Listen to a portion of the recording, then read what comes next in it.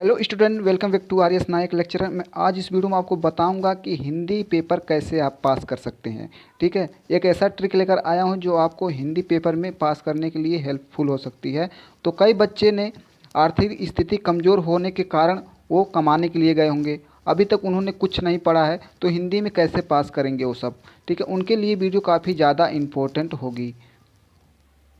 तो ये देखिए 2024 का हिंदी का पेपर है, तो आप लोगों को कुछ इसी प्रकार से मिलेगा पेपर। तो आप लोग इसको किस प्रकार से हल करेंगे ताकि आपको पास हो जाएंगी हिंदी में। तो आइए देखते हैं। देखिए, ऑब्जेक्टिव क्वेश्चन जो रहेगा आपका 20 नंबर का रहेगा। ठीक है, यानी एमसीक्यू जो रहेगा आपका 20 नंबर का रहेगा। 10 नंबर जो आपका रहेगा हिंदी गद्य पद से। ठीक है, और फिर 10 नंबर जो आपका रहेगा व्याकरण से। ठीक है, तो स्टूडेंट आप इसको कैसे हल कर सकते हैं।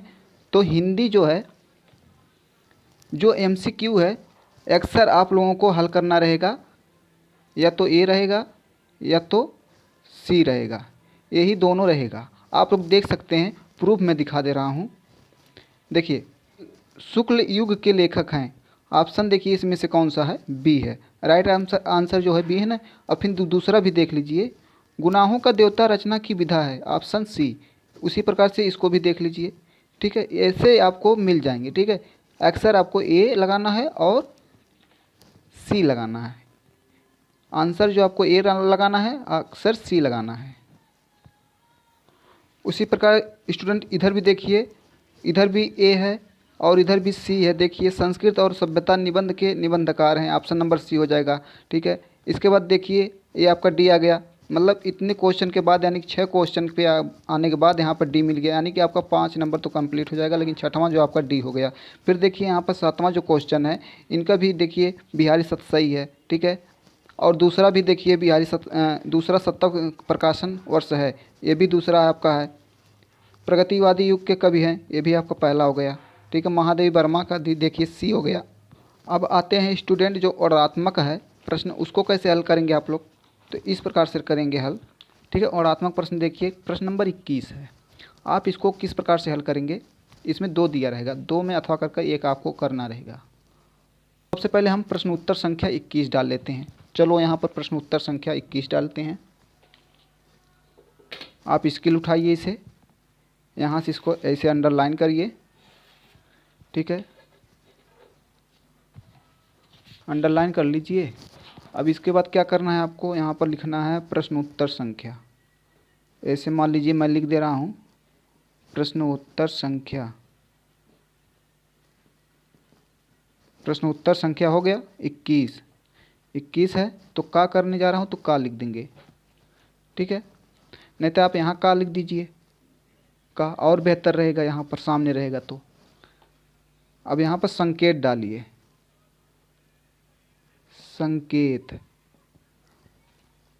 संकेत में क्या लिखेंगे आप लोग, देखिए यही लिख देना है आपको, यही एक नैतिक है। फिर इसके बाद आखिरी में आएंगे, इसको अहिंसा का है, लिखेंगे यह एक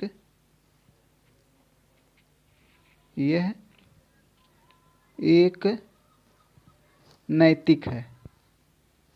राइटिंग से कोई लेना देना नहीं है, लेकिन आप लोग साफ साफ जिसे काट पीट नहीं करेंगे तो आपको अच्छा नंबर मिल जाएगा।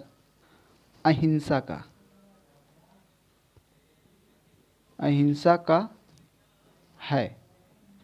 फिर इतना करने के बाद आपको फिर क्या कर रहा है, इसमें देखिए 3 क्वेश्चन दिया रहेगा।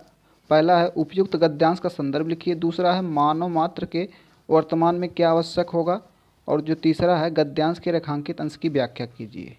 तो पहला क्वेश्चन आप लोग करिएगा कि उपयुक्त गद्यांश की संदर्भ व्याख्या। अब संदर्भ देखिए, संदर्भ पहले यहाँ पर लिख लीजिएगा, संदर्भ। देखिए संदर्भ लिख दीजिए। अब यहाँ संदर्भ में क्या लिखना है, प्रस्तुत गद्यांश हमारी पाठ पुस्तक हिंदी अब ब्लैक पेन से डालिए और अच्छा लगेगा, हिंदी। ठीक है, इतना करने के बाद फिर किस पाठ से लिया गया है, हिंदी के,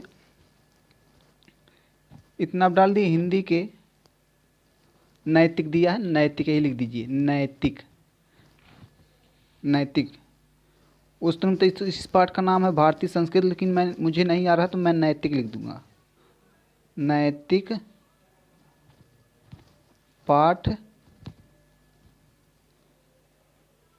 नामक, सॉरी यहाँ नामक पाठ से लिया गया है, से लिया गया है। ऐसे करने के बाद फिर इसके लेखक हैं, इसके लेखक हैं, लेखक हैं कौन, किसी के डाल दीजिए, मान लीजिए किसी का अगर आप डाल दे रहे हैं तब भी आपको नंबर मिल जाएगा। ठीक है, लेखक का नाम लिखिएगा ब्लैक पेन से। तो मुझे नहीं आ रहा तो मैं डॉक्टर राजेंद्र प्रसाद का लिख दे रहा हूँ। ठीक है, डॉक्टर राजेंद्र प्रसाद जी का, डॉक्टर राजेंद्र प्रसाद जी हैं, जी हैं। ठीक है, इतना करने के बाद फिर दूसरा देखिए क्या कर रहा है क्वेश्चन। मानव पात्र के लिए वर्तमान में क्या आवश्यक है। इसके लिए आपको पैराग्राफ पढ़ना रहेगा गद्यांश का। तो यह एक नैतिक आध्यात्मिक स्रोत है जो अंतकाल से प्रत्यक्ष अप्रत्यक्ष रूप से सारे देश को बहाता रहा है। तो इस पैराग्राफ को आप लोग पढ़ लीजिएगा। तो यहाँ पर देखिए एक नैतिक और आध्यात्मिक स्रोत है, तो इसको आप लिख दीजिएगा। तो किस प्रकार से लिखिएगा आप लोग, यहाँ पर डालिएगा दूसरा।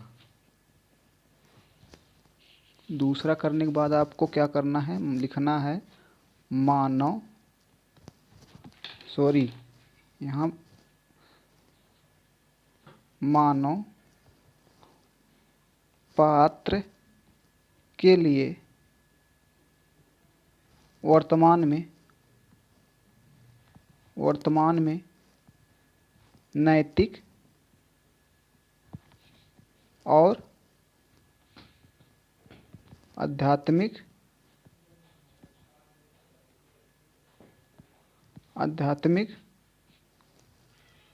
आवश्यक हो गया है। ठीक है, इतना करने के बाद आपका दूसरा भी तैयार हो गया। देखिए मानव मात्र के लिए वर्तमान में क्या आवश्यक है, तो मानव मात्र के लिए वर्तमान में नैतिक और आध्यात्मिक आवश्यक हो गया है। इतना करने के बाद आपको तो इस पे 2 नंबर आपको मिल जाएगा। फिर देखिए नेक्स्ट क्वेश्चन क्या कर रहा है कि गद्यांश के रेखांकित अंश की व्याख्या करना है। रेखांकित अंश की व्याख्या अगर नहीं आ रहा तो कोई बात नहीं भाई, मुझे नहीं आ रहा तो मैं लिख दे रहा हूँ। क्या यहाँ पर पहले हेडिंग बनाइए रेखांकित। ठीक है, रेखांकित अंश की व्याख्या, अंश की व्याख्या। इतना करने के बाद फिर यहाँ से स्टार्ट करना है, यही सेम टू सेम उतार दीजिए। यह हमारा सौभाग्य रहा है कि हाँ हमने ऐसे ही एक मूर्त रूप अपने चढ़ा बढ़ा के लिख दीजिएगा। ठीक है, तो यह है हमारा, मतलब इसको चढ़ा बढ़ा के आप लोग लिख दीजिएगा, नहीं तो वीडियो काफ़ी लंबी हो जा रही है। मैं आप लोगों को जल्दी जल्दी बता दे रहा हूँ। ठीक है, नहीं तो वीडियो ज़्यादा लंबी हो जाएगी मैं लिख लिख कर अगर बताऊँगा तो। फिर देखिए 22वां क्वेश्चन आ गया, निम्नलिखित में से किसी एक गद्यांश पर आधारित प्रश्नों का उत्तर दीजिए। काफ़ी ये भी उसी प्रकार से लिखना है आपको। ठीक है, फिर अगला नेक्स्ट देखिए, नेक्स्ट विधि कह रहा कि एक संस्कृत गद्यांश में किसी एक संदर्भ सहित व्याख्या अनुवाद में कीजिए। ये रहा आपका क्वेश्चन। तो जो 23 है, 23 में भी उसी प्रकार से लिखना है। आपको नहीं आ रहा तो आप इसको साइड में करते हैं। फिर इसी प्रकार से हम स्केल उठाएंगे, यहाँ से हम इसको लाइनिंग खींच लेंगे। लाइनिंग खींचने के बाद फिर हम लिखेंगे यहाँ पर प्रश्नोत्तर संख्या, ब्लैक पेन से प्रश्नोत्तर संख्या 23। 23 का तो यहाँ पर डाल देंगे का। यहाँ भी संकेत उसी प्रकार से लिखना है। ठीक है, संकेत लिख दीजिए पहले आप। संकेत में क्या लिखेंगे आप, उसी प्रकार से जिस प्रकार से मैं गद्य में लिखा था, हिंदी गद्य में उसी प्रकार इसमें भी लिखना है। ठीक है, यहाँ से करने के बाद इसको डैश डैश डैश लगाने के बाद फिर लिखेंगे संस्कृते संस्कृते संदेश है। ठीक है, इतना करने के बाद आपको फिर क्या करना है, संदर्भ लिखना है। संदर्भ यहाँ भी डाल दे रहे हैं। संदर्भ, संदर्भ में क्या करना है आपको, उसी प्रकार से लिखना है जिस प्रकार से हम गद्य में लिखे थे। लिखना है प्रस्तुत, प्रस्तुत गद्यांश है तो गद्यांश लिखना, पद्यांश रहेगा तो पद्यांश लिख देना। गद्यांश हमारी पाठ पुस्तक संस्कृत, अनिवार्य संस्कृत लिखिए, या संस्कृत खंड सबसे अच्छा है, अनिवार्य संस्कृत, अनिवार्य संस्कृत के भारतीय संस्कृति, यहाँ पर दिखा है ना भारतीय संस्कृति, यहाँ पर लिख दीजिएगा भारतीय संस्कृति।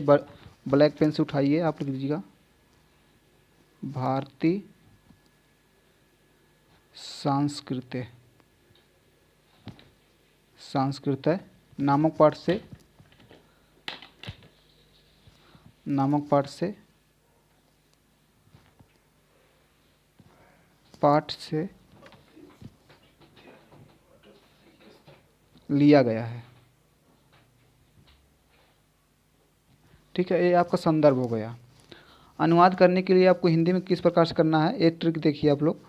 ये जो बिंदी लगी है, बिंदी को सिर्फ हटाना है आपको, जो जो बिंदी लगी है जहाँ जहाँ पर, उसको हटाना है। अगर आपको हिंदी उसका आ रहा है कोई शब्द तो उसको हिंदी में लिख दीजिए, बाकी सब ये जो है बिंदी को हटा दीजिए।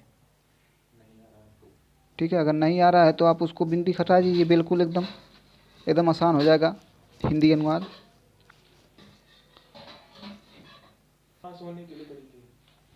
तो अब 24वां क्वेश्चन है, 24वां उसी प्रकार से करना है। ठीक है, तो आगे देखिए नेक्स्ट क्वेश्चन है जो आपका 25वां। अपने पाठ खंड काव्य के आधार पर निम्नलिखित प्रश्नों का किसी एक प्रश्न का उत्तर लिखिए। ये तो आप लोगों को करना रहेगा, तो अपने ज़िले के आधार पर आप लोग कर दीजिएगा। नहीं आ रहा है, अगर आपको नहीं मालूम, आप लोग तो कमाने गए थे ना, कहाँ से आपको मालूम हो किस ज़िले का मेरा है, तो आप किसी को एक कर दीजिएगा उसका बना के। अब देखिए जय सुभाष, ठीक है, जय सुभाष खंड काव्य के आधारित सुभाष चंद्र बोस के चरित्र चित्रण की विशेषता लिखिए। सुभाष चंद्र बोस पे आप लिख दीजिएगा। आप सुभाष चंद्र बोस के जानते ही हैं, ठीक है, बचपन से ही जानते आ रहे हैं सुभाष चंद्र बोस कैसे थे, उसके बारे में लिख दीजिएगा। आपको पूरा नंबर यहाँ पे मिल जाएगा। 3 नंबर का आता है, 3 नंबर आपको कन्फर्म हो जाएगा। फिर आगे देखिए, आगे आपका आ गया निम्नलिखित में से किसी एक जीवन परिचय देते हुए प्रमुख रचना लिखिए। ये देखिए जीवन परिचय आपको लिखना है। जीवन परिचय आप लोगों को लिखना है, मैं अगली वीडियो में बता दिया हूँ, जाके उसको देख लीजिएगा जीवन परिचय कैसे लिखा जाता है। और फिर आगे देखिए, अपनी पाठ पुस्तक के संस्कृत खंड के पाठ वस्तु के कंठस्थ कोई श्लोक लिखिए। श्लोक लिखना है तो कोई बात नहीं, डरने की नहीं बात है। अगर आपको याद नहीं है तो सिर्फ आप यही आइए पीछे, क्वेश्चन नंबर 4 जो आपका है 24, जो क्वेश्चन नंबर 24 है, यही श्लोक आप उठा के लिख दीजिए। ठीक है, अब क्या करना है, फिर देखना है 28 और 27 क्वेश्चन देखिए। ठीक है, 27 तो हो गया, 28 देखिए। छात्रावास की जीवन शैली पर अपने मित्र को पत्र लिखिए। ये भी मैं वीडियो डाल दूंगा हूँ, तो आप लोग उसको जाकर देख लीजिएगा। ठीक है, नहीं आ रहा है तो आप क्या करिएगा, यहाँ पर स्टार्ट करिए सेवा में, यहाँ से बीच में से मत स्टार्ट करिएगा भाई। सेवा में, सेवा में यहाँ पर कामा लगाइए, फिर लिखना है श्रीमान, श्रीमान। तो छात्रावास की जीवन शैली पर, तो मित्र को पत्र लिखना है ना, तो लिखना है प्रिय मित्र, प्रिय मित्र। अब जो भी जहाँ का हो वहाँ पर आप स्थान डाल दीजिएगा। मेरा मित्र जो है राज्य सुल्तानपुर का रहने वाला है, तो राज्य सुल्तानपुर लिखेंगे यहाँ पर, राज्य सुल्तानपुर, अंबेडकर नगर। इतना करने के बाद फिर यहाँ पर लिखना है क्या, मेरे प्रिय मित्र, लिखना है मेरे प्रिय मित्र, मेरे प्रिय मित्र। फिर यहाँ पर आप ऐसे कामा लगाइए, यहाँ से लिखना स्टार्ट करिएगा सविनय। सविनय निवेदन है कि, ठीक है, यहाँ से लिखना स्टार्ट कर दीजिएगा। आपको जो भी रहेगा अपनी ब्यौरा आप उसको इसमें लिख दीजिएगा। ठीक है, कैसे हैं आप, किस प्रकार से, हम भी ठीक हैं। तो आप इसको लिखने के बाद फिर आते हैं नेक्स्ट क्वेश्चन पे। यहाँ देखिए संस्कृत में उत्तर लिखना है। तो संस्कृत में उत्तर लिखना है, मैं इसका वीडियो बना चुका हूँ, 20-25 क्वेश्चन में डाल चुका हूँ, एकदम इम्पोर्टेंट क्वेश्चन, जाके आप लोग उसको देख लीजिएगा। फिर तीसरा जो क्वेश्चन है, निम्नलिखित विषयों पे किसी एक निबंध लिखना है। ये तो आप लोगों को मैं बताऊंगा। निबंध आप लोगों को किस प्रकार से बनाना है। निबंध का मतलब आप लोग अपनी विचार को प्रकट करिए। निबंध यही कहता है कि अपने विचारों को प्रकट करना है। तो यहाँ पर डालिएगा प्रश्न उत्तर संख्या 30 डालने के बाद मुझे अगर यही लिखना है जीवन में विज्ञान का महत्व, तो यहाँ पर लिखना है, चौथा है पहला, यहाँ पर डालना है पहला, जीवन में विज्ञान का महत्व। ठीक है, महत्व हो गया। फिर इसके बारे में लिखना है रूपरेखा। यहाँ पहले रूपरेखा आप लोग बना लीजिएगा, हेडिंग रूपरेखा। रूपरेखा बनाने के बाद आपको लिखना है विज्ञान का अर्थ, विज्ञान का महत्व, और विज्ञान हमारे जीवन में क्या महत्व है इसके बारे में आपको बता दीजिएगा। तो आपको एकदम 7 नंबर का रहता है, तो 7 नंबर आपको कन्फर्म यहाँ हो जाएगा। ठीक है, आई होप कि आप लोगों को समझ में आ गया होगा। अगर चैनल पे नए हो तो चैनल को सब्सक्राइब कर लीजिए और बेल आइकन को प्रेस कर दीजिए, ताकि सबसे पहले नोटिफिकेशन आप तक पहुँच सके।